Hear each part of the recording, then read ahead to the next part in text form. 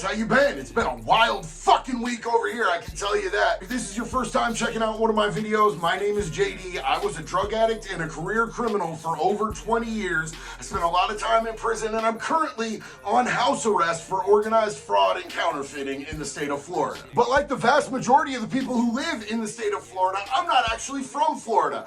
I grew up in California, then I moved to Oregon. I lived there for over 20 years, and then 8 years ago, I flew out to Florida on the run, hiding out, running from a case with a shitload of felony charges, and I've been out here just a fugitive from justice ever since. A lot of people have asked me, how the fuck does that work? Won't they just get you and take your ass back to Oregon? There's a radius for every fucking warrant from how far they'll extradite you, and my crimes only come with an extradition radius of connecting states. So if I were to go to California or Washington or Idaho, I'm straight plumb fucked, bro. If I get hemmed up by a cop there, they're gonna drag me back and I'll have to face that case. Now, if you were on a different case, like a rape, a murder, some really high level shit, they would come get you pretty much anywhere. In the state of Florida, they don't fucking play, man. They are not broke bitches in Florida. They will come get you on a fucking violation. They will come get you on a misdemeanor in fucking Abu fucking Dhabi. They don't give a fuck. Florida's gonna make that shit stick and they'll drag you back from anywhere. But what we're here to talk about today is in fact the state of Oregon.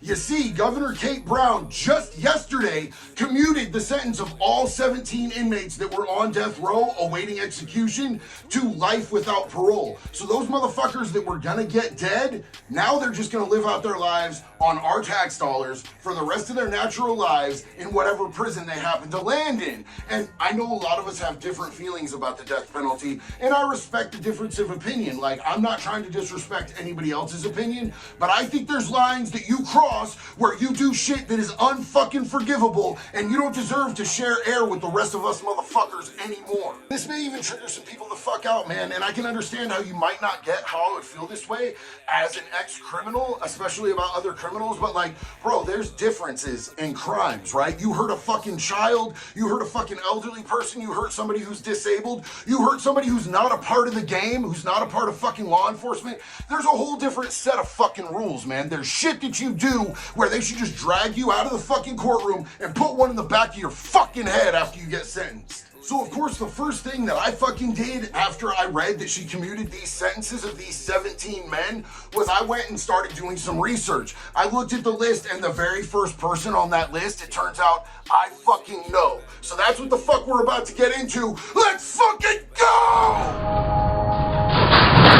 Unfortunate part of my villain backstory is that I used to sell drugs, right? I was also addicted to fucking drugs, and I only sold the drugs that I was personally addicted to, but it kind of is what it is. You just gotta chalk that shit the fuck up, man. I own it. So one thing that you learn really quick when you're a drug dealer is that a lot of the people that you are fucking selling to are some slime bag ass, slick dick motherfuckers who pull some skeevy ass shit. So you always gotta be 100% on your motherfucking toes. Now that's not as relevant if you're dealing in hippie drugs like weed or acid or mushrooms, and I did that for a long time, but like once I found crystal, man, once I got into the biker dope and then crystal hit, crystal changed the whole fucking scenario of everything on the fucking streets, bro. Crystal was one of the worst things that happened to the streets on the West Coast. It fucked a lot of shit up, and I was going to do a drug deal one day with this dude named Jesse Compton, and this motherfucker brought me a bunch of fake fucking money trying to get one over on me and pull a slick.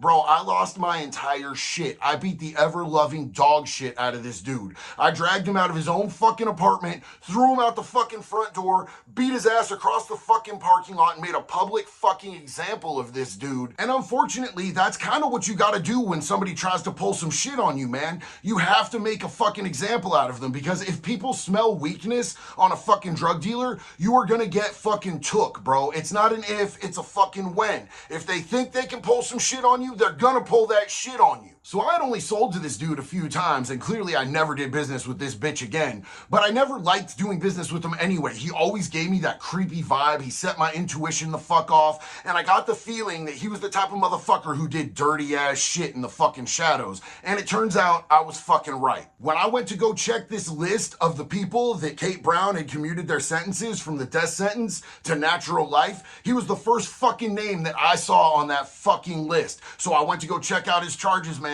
and honestly, bro, like, This shit made my heart heavy. Like, I am not in a good place mentally right now after reading what this dude did. So I'm gonna let y'all know right now, like, trigger warning, because this shit's dark as fuck. I don't even really want to get into this, but I think that it's important that we fucking talk about the type of human being that we are now supporting for the rest of his fucking life because some weak-kneed fucking politician doesn't want to fucking let people pull the fucking trigger on people when they prove that they are absolutely death-worthy. So respectfully, if you're anti-death penalty, let me break down the details of this fucking dude's case, and then you let me know if you still feel that way. I want to know, for real. Drop it in the comments. Just so you know, it makes my fucking skin crawl to talk about the details of this case. But here we go. So Jesse Compton was living in an apartment in Springfield, Oregon with his girlfriend who had a 2-year-old daughter who was about to turn 3. A couple days after her 3rd birthday, her body was found in a shallow grave in Sweet Home, Oregon. The autopsy detailed months and months of abuse to this poor little girl's body. These injuries included a broken back, a ruptured liver,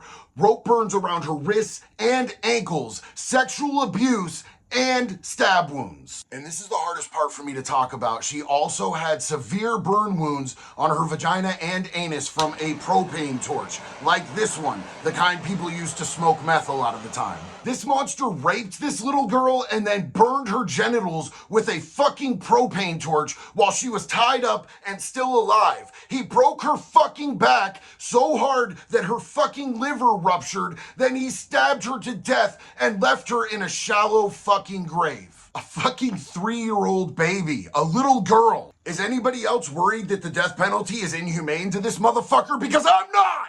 I personally can't stop thinking about what the last few minutes of this little girl's life were, but really it was the last few months of this little girl's life from when this monster was introduced to her until she was left lifeless in shallow fucking ground. Why are we paying for this dude to have a fucking bed? Why are we paying for this motherfucker to have 3 fucking meals a day? Why is this dude still fucking breathing? None of this makes any goddamn sense to me, and this is 1 out of 17 people that were just given grace and mercy and a reprieve and a fucking life. That little girl never got to live her fucking life, and what she did live of it, this monster made a living fucking hell. And I get it, man, I get it. A lot of people are pussy as fuck, especially in fucking Oregon. But you know what? There are motherfuckers out there who will do what needs to be goddamn done. Just get your ass the fuck out of the way. I'll do it. Put me the fuck in, coach. Now, the only part of this that doesn't make me sick to my goddamn stomach is that this motherfucker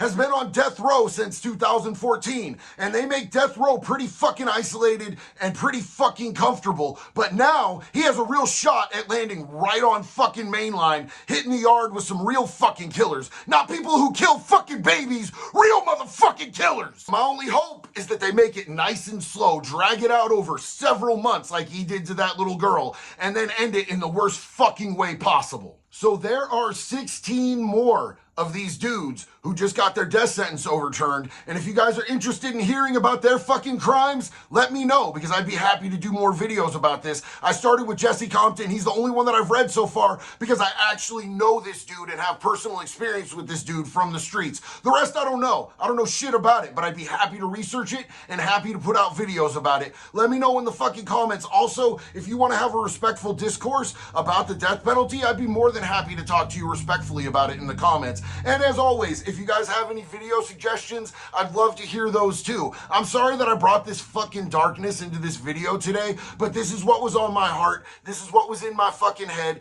And honestly, a lot of the time when I do these videos, it's for my own fucking mental health, man. I'm on house arrest. I don't trust or talk to a lot of motherfuckers, but I can talk to y'all. So thank you for being here with me. I appreciate the community that we've built, and I hope that it grows, man. If this is your first video or you haven't subbed to me yet, please hit the like, the sub, comment, do whatever you do. I'm not a politician. I know I'm supposed to say these things in every video, but I personally fucking hate that. I'm just glad that you guys are here. I appreciate each and every one of you guys. One love. Be good or be good at it.